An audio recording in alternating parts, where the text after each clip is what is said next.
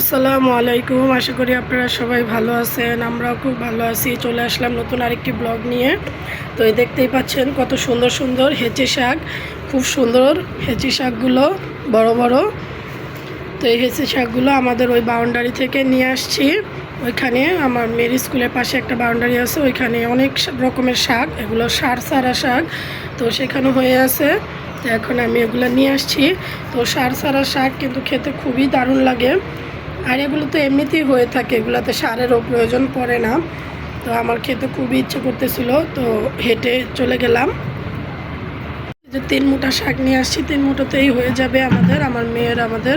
তো অনেকটা কলমি শাকের মতোই হয়ে গেছে, একটু বড় বড় হয়ে গেছে, কিন্তু খুবই নরম, আপনার শক্ত হয়নি, একদম কচি আছে। দেখেন, ভেঙে দেখাই, একদম কচি আছে। তো এগুলোকে এখন আমি বেছে নেব, বেছে আমি ছোট ছোট করে কেটে নেব। তো আজকে আমি এই শাকগুলো ভাজি করব। তো আপনারা দেখতে থাকুন কীভাবে এই শাকগুলো সবুজ সবুজ রেখেই আমি ভাজি করি। তো এগুলো কিন্তু 2 পদ্ধতিতে খাওয়া যায়। এক হলো হচ্ছে একদম ঝরঝরা পাট শাকের মতো ভাজি করে, আরেকটা হলো আপনারা একদম ভর্তা করে, কচু শাকের মতো একদম ভর্তা হয়ে যাবে। তো আজকে আমি সেই কচু শাকের মতো ভর্তা করে ফেলবো, সেই রান্নাটাই করব। খেতে কিন্তু খুবই ভালো লাগে গরম ভাতের সাথে। এই শাক যদি হয়, আপনার আর কোনো তরকারি লাগবে না, সাথে 2টো শুকনো মরিচ হলে কোনো রকম কিচ্ছু লাগবে না। শুধু এই শাক দিয়ে আপনি অনায়াসে 1 প্লেট ভাত পেট ভরে খেতে পারবেন। তো আমি আগে এগুলো এখন বেছে নেব, বেছে কেটে ধুয়ে নিচ্ছি। তো দেখতে থাকুন, সাথেই থাকুন। এখানে কড়াইয়ে নিয়েছি, এখানে আমি ধুয়ে রাখা শাকগুলো দিয়ে দেবো। বিসমিল্লাহ।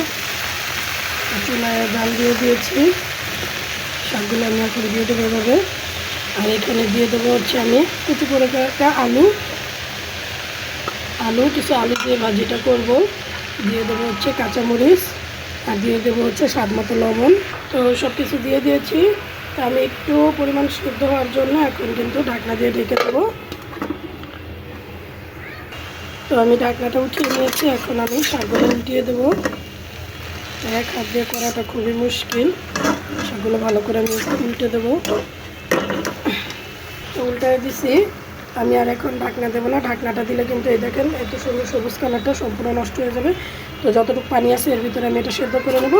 মাঝে মাঝে আমি এভাবে করলে, সেদ্ধ হলে এভাবে করলে কিন্তু একদম ভেঙে যাবে। তো আগে আরেকটু সিদ্ধ হয়ে নিই, তারপর আমি এরকম করবো।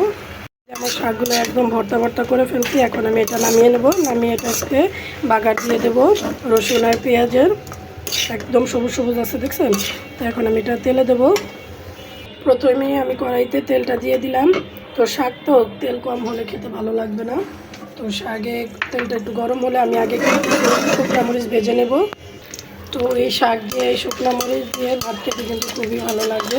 সেজন্য কিছু শুকনো মরিচ আগেই ভেজে নিচ্ছি তেলের মধ্যে। তো মরিচগুলো ভেজে নিয়েছি, এখন আমি পেঁয়াজ আর রসুনটা দিয়ে দিলাম। একটু বেশি করে তেলেই পেঁয়াজ রসুন আর রসুন বেশি করে দিলাম। এখন আমি ভেজে নেব।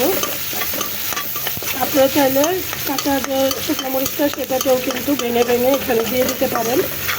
তো আবার আলাদাটাও রেখে দিতে পারেন। তো আমি পেঁয়াজগুলো একটু ভালো করে ভেজে নেব। তো ভালো করে আমার পেঁয়াজ আর রসুনটা ভাজা হয়ে গেছে, এখন আমি শাকটা দিয়ে দেবো। শাকটা দিয়ে আমি এখন আবার কিছুক্ষণ ভাজা করে নেব, একদম